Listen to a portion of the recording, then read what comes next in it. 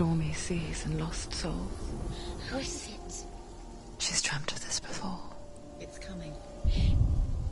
Is it? They say dreams are visions of our memories, thoughts and fears, as seen by our inner eye.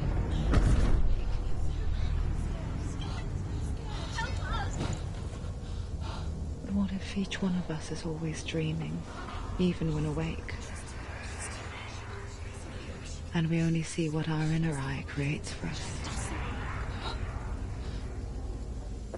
Is this what hell is?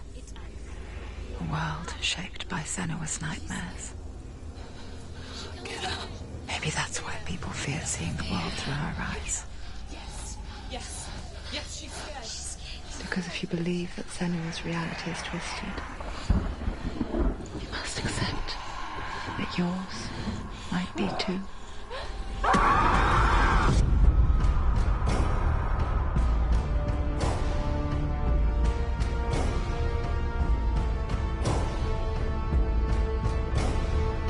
HellBlade: Senua'S Sacrifice is a video game about Senua, a Celtic warrior on a vision quest into Viking territory. But what sets our hero Senua apart is that she suffers from severe psychotic mental illness. He knows she's getting closer. He can feel her coming closer. She's getting closer. They're watching. The original idea for HellBlade was to create a classic hero's journey, a journey of suffering, but one where the fantasy world is not another planet or alternate universe, but a world that is constructed in Senua'S mind.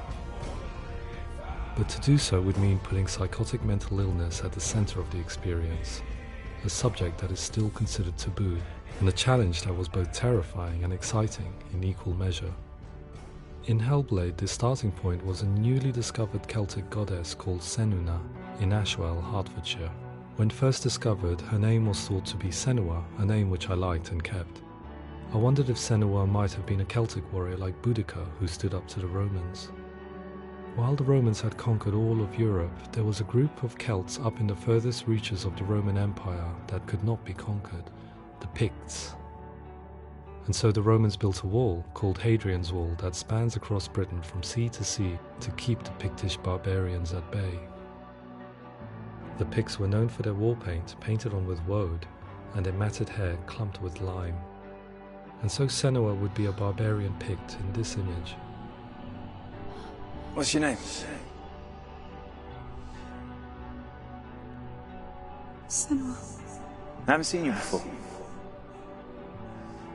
I don't leave home much. Oh, Zeno's daughter. I have to go. Wait.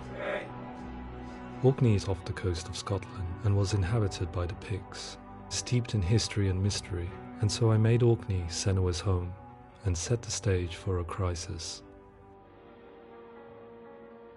In the late 8th century, the first Vikings landed on the Orkney Islands. The population of the Picts crashed thereafter, replaced by the Norsemen of the 9th century. Were they wiped out? We don't know for sure, but it would seem likely given the reputation of the Vikings. The Northmen's brutality is legendary.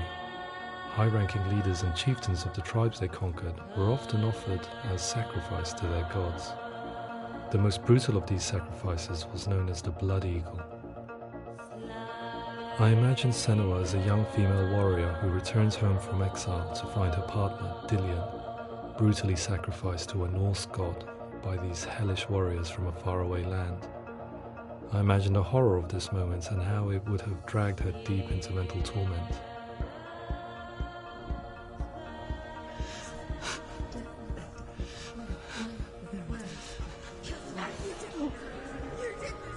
No!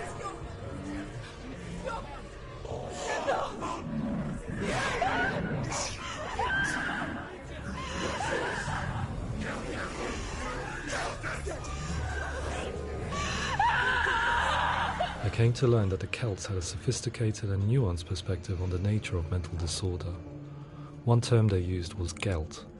A Gelt is a man or woman who has been driven mad by a curse, battle trauma, or grief. The Gelt would take to a life in the woods in search of penance, punishment, and purgation. And so Senua became a Gelt, cursed by darkness, looking for redemption in the wilds.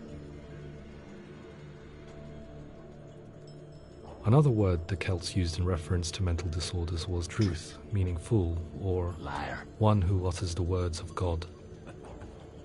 They tell of the mad sinner who flees battle into exile and takes on a beastly nature, growing feathers on his body. The character called Druth in HellBlade is based on a little-known person called Findan, an 8th century Irish Celt who was captured and enslaved by the Vikings, but eventually escaped to Orkney where he became a monk.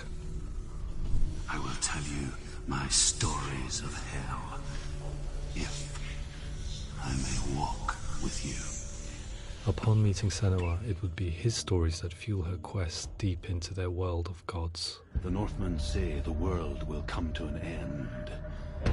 The sun will grow black, the earth will sink into the sea, the stars will disappear, fire and water will meet, flames will play against the sky, the heavens and earth and all the world will be burned, all the gods will be dead, and the warriors of Valhalla and people everywhere. Senua, prepare yourself for Ragnarok, for it is nigh. So the stage was set for a new adventure, a journey into the Norse underworld called Hell, a vision quest fueled by madness and myth, a fantasy that was created by Senua'S own mind, and one that we would experience through her eyes. This is your mission. This is your quest. There is nothing else left. To make a game about a warrior with psychotic mental illness as its central theme was fraught with danger. Mental illness, such as psychosis, is still taboo and rarely acknowledged in a century of cinema, never mind the new medium of games. Where it does feature, it often conflates psychosis and psychopathy associated with a lack of empathy. It is unfortunate that these two words sound so similar that they are used interchangeably in media.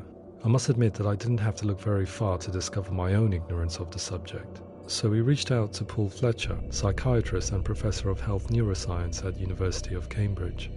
Psychosis is a descriptive term, and it refers to having a loss of contact with objective reality. So it's characterized by two main sets of symptoms. One of them is hallucinations, where somebody experiences perceptions when there is no actual objective thing out there to perceive. You're already dead.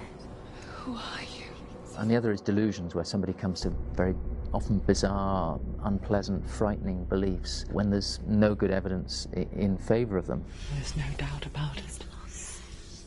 The source of the darkness is in Helheim. And the goddess Hela holds his soul there. We reached out to Welcome, a biomedical research charity that spends billions on research and awareness programs aimed at improving health. Mental health hasn't always been presented in the media in a way that is particularly helpful. It can be challenging to engage people with the subject matter, and there are a lot of preconceived ideas about mental health, and particularly schizophrenia and psychosis. So we hope our support allows the team to continue to collaborate with Paul Fletcher and with those who have experience of psychosis to create a game that provides a fresh perspective on the condition and allows audiences to engage with it in a way that just wouldn't be possible in any other medium. What started out as a brief consultation convinced me that we were only scratching the surface of an immensely deep and interesting subject that could enrich and change the very nature of the game. That's cool. Thanks so much for coming here. Pleasure. Thanks. It was really interesting for me, and I'd love to be involved. I think it's fascinating. Absolutely. Our understanding of psychosis is still very much a mystery, and ways of treating it are still primitive compared to physical illness. After all, it is easy to see the pain and suffering caused by physical diseases or physical trauma. It is not so easy to see the mental suffering and trauma of severe mental illness. But what if we could find a way to see it? Games are capable of drawing you in for hours on end, playing the role of a character who is different from you, experiencing their perspective, and actively involving you in a world that functions with a different set of rules. That voice is not a command. It's that voice calls you to your death. It's an evil voice. If we were to represent Senua'S psychosis, we would have to simulate voice hearing, a common attribute. But how can we simulate something we have no first-hand experience of? Professor Charles Fernyhough, a leading expert in voice hearing from Durham University, offered his help. Hearing voices is an experience that is usually associated with severe mental illness, and crucially we know that hearing voices is a part of ordinary life for many people who don't meet the criteria for mental illness. Yeah. Oh, that's not him in real life. We know voices vary according to where they appear in space. Voices can appear far away in the distance, they can appear right there in your ear, they can seem to be coming from inside your head. Based on the information Professor Fernie Ho provided, I put together a sound brief and invited some actors to the studio. We recorded the actors using a binaural microphone, which records the 3D spatial position of sound, replicating the way sound is heard by human ears. It gives you an incredible sense that the person you are listening to is right there beside you.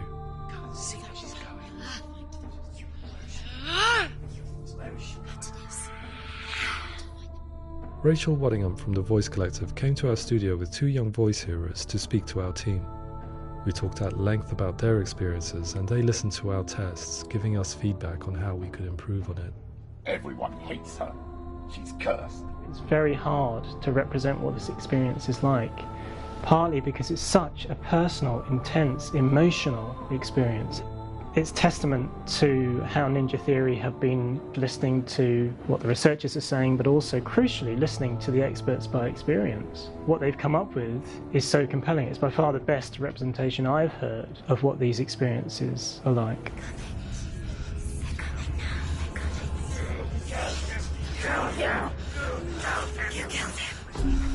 Other common attributes of psychosis are visions and flashbacks.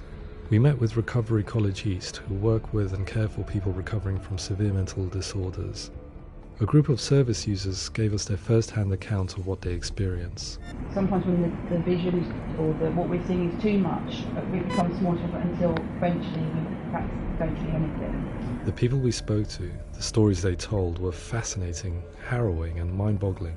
The reality of what people experienced was vivid, far exceeding what I could possibly have imagined. We went away itching to represent some of these visions and flashbacks.